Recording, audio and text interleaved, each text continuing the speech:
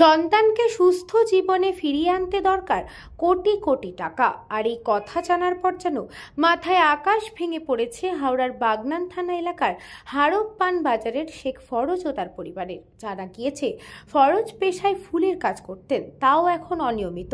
তার দুই সন্তানই বিরল স্নায়ু রোগ মায়াপ্যাথি নামক রোগে আক্রান্ত। এই অসুখে আক্রান্তের শরীরে কোনো রকম বল থাকে না। স্বাভাবিকভাবেই ফরজের দুই সন্তান শারীরিকভাবে অতীব দুর্বল। জানা গিয়েছে, প্রথমে যখন এই বিষয়টি ধরা পড়ল তখন বিভিন্ন চিকিৎসকের কাছে গিয়ে শেষ পর্যন্ত জানা গিয়েছে তারা মায়াপ্যাথি রোগে আক্রান্ত। সুস্থ জীবনযাপনের জন্য তাদের প্রয়োজন বিরল ইঞ্জেকশনের, যার মূল্য 10-12 কোটি, যা ফরজের পক্ষে বহন করা অসম্ভব।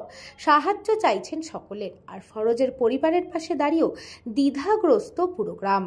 Bureau report, news Banga time. St. Augustine's Day School, Barrackpur. Success for every child. Admission open 2026 to 2027. Contact number 900793 4555.